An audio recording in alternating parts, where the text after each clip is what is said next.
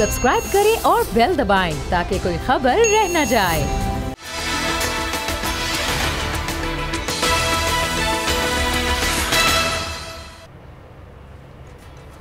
अस्सलाम वालेकुम, मैं हूं फैसल अजीज खान। पाकिस्तान के सबसे बड़े शहर कराची में एक बहुत बड़ी रैली निकाली गई।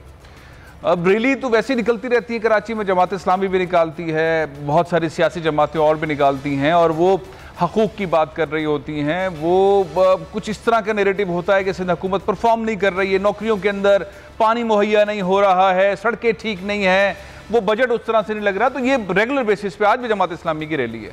लेकिन कल जो रैली निकली है मुत्तहिदा कौमी मूवमेंट पाकिस्तान की, ये रैली बहुत अरसे के बाद निकली और इसके अंदर नई पैकिंग के साथ पुराना मुतालबा रखा गया है।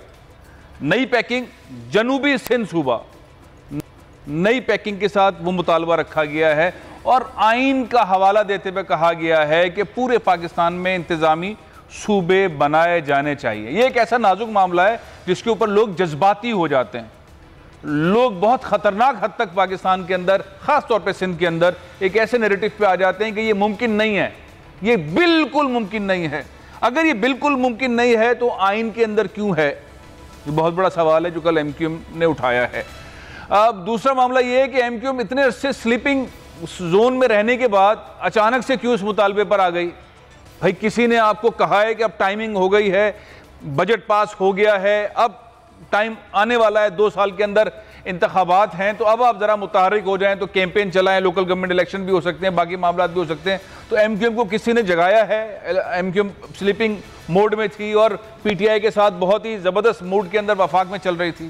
तो ये बहुत सारी ऐसी चीज़ें हैं जो शक व शुबात पैदा कर रही हैं। ये खामखा की कैंपेन है अपने लोगों को जगाने के लिए, या पाकिस्तान में बहुत सारे फैसले बहुत सारे निज़ाम और स्ट्रक्चरिंग के साथ, इंजीनियरिंग के साथ होते हैं, तो कहीं एमक्यूएम भी उस सिस्टम के तहत तो नहीं आई? फिर मामला सीरियस है, फिर वाकई सीरियस है। मेरे साथ इस वक्त मौजूद हैं नवेद जमील साहब, सीनियर रहनुमा मुत्तहिदा कौमी मूवमेंट पाकिस्तान के। उनसे पूछ लेते हैं सारे खदशात और सवालात। अस्सलाम वालेकुम कंवर साहब। जी वालेकुम सलाम। अच्छा, मैंने सवाल उठाए हैं, लोग एक तो जज्बाती हो जाते हैं, जब सूबे का मामला आता है बहुत ही मतलब ऐसा हो जाता है कि बाकी कुछ नहीं रहेगा।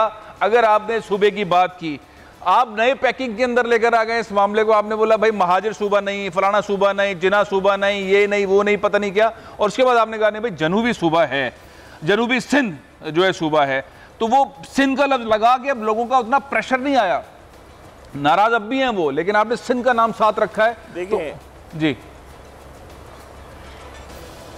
देखें, ये भी हमने जो ये इक़दाम उठाया है और सूबे का मुतालबा किया, एक तो ये आपको बता दूं कि ये एमक्यूएम का कभी भी मुतालबा नहीं था, महाजिर सूबा भी कभी मुतालबा नहीं था।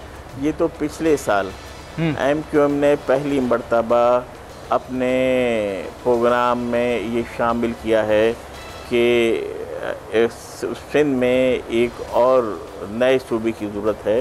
मैं आपको थोड़ा सा बैकग्राउंड से लेता चलूँ कि हम जो लोग हैं जो पाकिस्तान हिंदुस्तान से यहाँ हिजरत कर आए, ये इरादी पाकिस्तानी थे। इन्हें मालूम था, हमारे बुज़ुर्गों को, कि जहाँ वो पाकिस्तान की तहरीक चला रहे हैं वहाँ पाकिस्तान नहीं बनेगा, लेकिन उन्होंने फिर भी तहरीक चलाई, घर बार छोड़कर यहाँ आ गए। और हम इस लिहाज से इरादी सूबे अपना यूँ कह लें कि सिंध का हिस्सा थे कि याह्या खान के ज़माने में, क्योंकि जब 1 यूनिट बना उस वक्त कराची सिंध का हिस्सा नहीं था, वो पाकिस्तान का कैपिटल था। जब 1 यूनिट ख़त्म हो रहा था तो एमक्यूएम तो नहीं थी, लेकिन कराची के जो उस वक्त बुज़ुर्ग सियासी रहनुमा थे उनको याह्या खान ने बुलाया और उनसे ये बात कही कि मैं कराची को अलहदा सूबा बना देता हूँ। तो जो हमारे बुज़ुर्ग थे उन्होंने इसको एग्री नहीं किया और उसके बाद वो मेरे पास नोटिफिकेशन मौजूद है कि एक नोटिफिकेशन के ज़रिए कराची को सिंध में शामिल किया गया। अच्छा, उसके बाद क्या हुआ कि हमें ना सिंध के लोगों से कोई प्रॉब्लम है और ना सिंध के सियासतदानों से प्रॉब्लम है, इसलिए कि सिंध के सियासतदानों में अरबाब रहीम साहब भी हैं, जाम सादिक साहब भी थे, लियाकत जतोई साहब भी थे और बहुत सारे सियासतदान रहे हैं। हमें प्रॉब्लम है जो पीपल्स पार्टी की मुतासिब हुकूमत और मुतासिब सोच और मुतासिब तर्ज अमल है। जब जुल्फ़ार अली भुट्टो साहब के ज़माने में पीपल्स पार्टी आई, फौरी तौर पर कोटा स्टम्प लगा कर और बिल पेश करके इसने महाजरों को मार मार कर अंदरून सिंध से निकाला, जो उन्हें क्लेम की मिली हुई ज़मीन थी उन पर कब्ज़ा हुआ। और 15 साल में हाल इस हद तक ख़राब हो गया है कि आप ख़ुद कराची के रहने वाले हैं कि कराची में 15 साल में, हालांकि जो वफाक को जो पैसे जमा करता है उसका तो कराची 70% देता ही है, लेकिन जो सूबा जमा करता है उसका तो 95% दे रहा है। हाँ। लेकिन इन 13 सालों में ना कराची में एक कतरा पानी का इजाफा हुआ, ना कराची में एक मतलब महरूमियों की वजह से आप मुतालबा, हाँ, महरूमियों की वजह से मुतालबा है। इसलिए जी कि देखिए ये इंतहा थी, मेरी बात है, देखिए ये इंतहा थी कि कराची के नौजवानों को सरकारी मुलाजमतों से महरूम रखने के लिए लाखों जाली डोमिसाइल बना के कराची के बाहर के लोगों, तो इसके बाद हम इस नतीजे पे, ये कोई जज्बाती नहीं है। हाँ। राब्ता कमेटी के और पार्टी के मुख्तलिफ फोरम्स के हफ्तों महीनों पर इस पर वो चलते रहे, इजलास चलते उसके बाद इस फैसले पे पहुंचे, इस नतीजे पे पहुंचे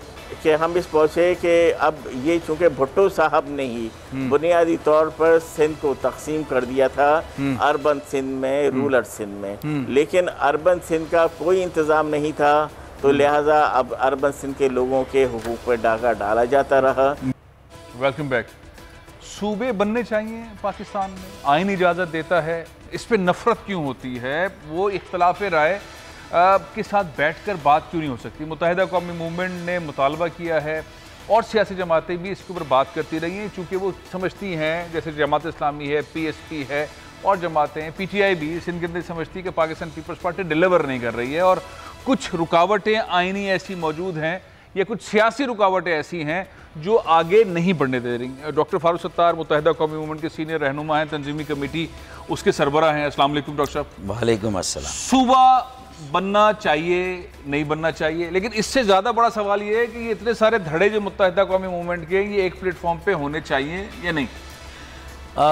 मुल्क में इंतज़ामी बुनियादों पर मज़ीद सूबों की एक अरसे से ज़रूरत महसूस की जाती है। एक उस्मानी कमीशन है, उसकी रिपोर्ट 1970 से चली आ रही है, जिसमें याह्या खान के ज़माने में जो है वो कराची सूबे का एक कॉन्सेप्ट दिया गया था और 19 इंतज़ामी यूनिट से सूबों के क़याम की बात हुई थी। तो पूरे मुल्क में बनने चाहिए, सिंध में भी 2 से ज़्यादा बनने चाहिए। उस वक्त इख्तिलाफ राय नहीं था? इख्तिलाफ राय नहीं था, लेकिन जो शहरी सिंध के अकाबरीन थे उन्होंने जनरसली मना कर दिया कि जी हमें ज़रूरत नहीं है। हाँ। हम दही और शहरी सिंध की इस तकसीम से पूरे सिंध को नहीं चाहते, क्योंकि उनकी शायद ज़मीनें थी पूरे अंदरून सिंध में। हाँ। जब वो ज़मीनें हथिया ली गई, वहाँ से उर्दू बोलने वाले महाजिर या दीगर तबके जो है वो माइग्रेशन करने पर मजबूर हो गए, जो लसानी फसादात हुए, कोटा सिस्टम आया, उर्दू का जनाजा है, ज़रा धूम से निकले। जुल्फ़कार अली भुट्टो शहीद के ज़माने में जो कुछ उस ज़माने के वज़ीर आला ने किया था,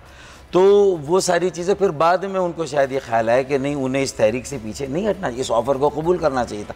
लेकिन मेरा ये कहना है कि लुक हु इज़ टॉकिंग, ये जो इस वक्त हमारे MQM के जो लोग कह रहे हैं, अगर काश ये अपनी बल्दियात और मेयरशिप के 3 साल मुकम्मल होने के बाद वज़ीर आला हाउस पे धरना देते और कहते कि हम ये एहतजाजन इस्तीफ़ा देने। अच्छा, मेरे सवाल का दूसरा हिस्सा ये था कि ये धड़े क्यों अलग हैं? आपकी नाराज़गी मोहब्बत में बदल सकती है। मैंने कहा कि मुल्क में इंतज़ामी धड़े बनने चाहिए, इंतज़ामी यूनिट से सूबे बनने चाहिए, लेकिन शहरी सिंध की एक आवाज़ होनी चाहिए। तो आप जाते क्यों नहीं है बादराबाद? आप जाएं, बोले मैं आपके साथ हूँ। नहीं, देखिए मैंने तो उनको मलीर के जो साजिद का इलेक्शन हुआ था, बाई इलेक्शन, मैंने सपोर्ट की।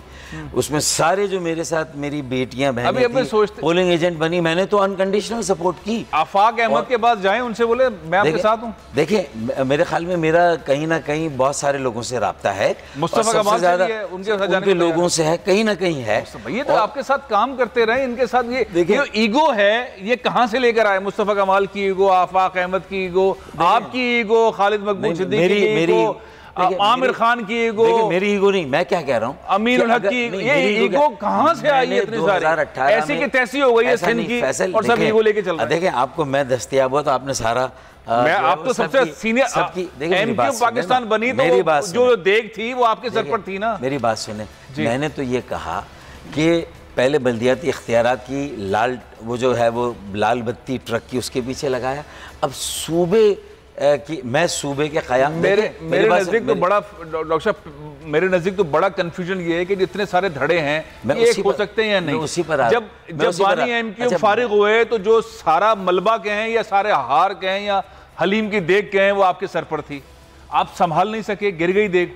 देखें ये तो फिर आप मुझे 5 मिनट में तो इसका जवाब नहीं, मैं चाहूँ आप बात कर लें। देखें नहीं, वो इस वक्त में मुकम्मल नहीं होगा, लेकिन मैंने सबसे पहले 2018 में जब मुझे एमक्यूएम से इन्होंने अलग किया तो मैंने कहा एक मुत्तहिदा यकजहती काउंसिल या मुत्तहिदा यकजहती फोरम या शहरी सिंध यकजहती फोरम या शहरी सिंध यकजहती काउंसिल, मैंने कहा कि ये बना लें। देखिए मैंने कहा कि इसमें आपने जिन जिन अकाबरीन के नाम लिए, चाहे उनका वजन, कद या जो भी सियासत रही हो, अगर वो शहरी सिंध के लिए दर्द रखते हैं, फिक्र रखते हैं, एक अब्बू तलाश कर लें, उसे अब्बू बना लें, एक घर में बाकी ताया अब्बू हो जाए। अच्छा। लेकिन तो इसमें किसी ना किसी को तो बड़ा मानना होगा। अच्छा, एक अब्बू कौन हो सकते हैं? देखो वो कोई भी आए, आपस में बैठे, आप किसी को अब्बू बनाने को तैयार हैं? मैं तैयार हूँ, मेरा इसमें झगड़ा, ताया अब्बू बन जाएंगे, अब्बू कोई और हो, मेरा झगड़ा इस चीज का है ही नहीं। अच्छा। लेकिन ये कि लगता है कि सब अब्बू बनना चाहते हैं, तो अगर सब अब्बू बनना चाहेंगे तो एक घर में एक अब्बू हो सकता है। अच्छा, एक घर अच्छा, मैं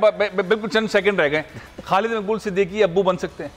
देखिए ये बात मुस्तफा कमाल नहीं, फैसल अजीज के सामने मैं क्यों करूं? नहीं, मैं तो आपकी राय ले रहा हूं ना। मैं कह रहा हूं आप आज ऐसा मौका आ गया कि सूबे की बात है, झगड़े तो आपस की वजह से। मैं for the sake of brevity, time बचाने के लिए, इस वक्त सबसे बड़ी पार्टी या जो नुमाइंदा पार्टी वो तो एमक्यूएम है ना, एमक्यूएम है ना, और उसके सरबरा खालिद मकबूल है ना, एमक्यू पाकिस्तान है ना, एमक्यू पाकिस्तान। तो फिर खालिद मकबूल सिद्दीकी को इस वक्त सब कह दें कि वो एक बड़ी पार्टी के, आप उन्हें अब्बू मानने को तैयार हैं?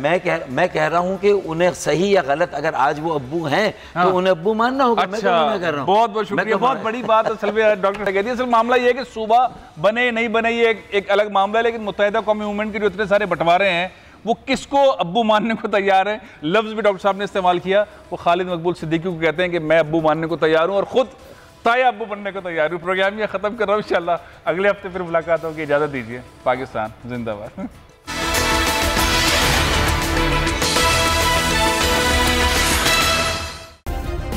सब्सक्राइब करें और बेल दबाएं ताकि कोई खबर रह न जाए।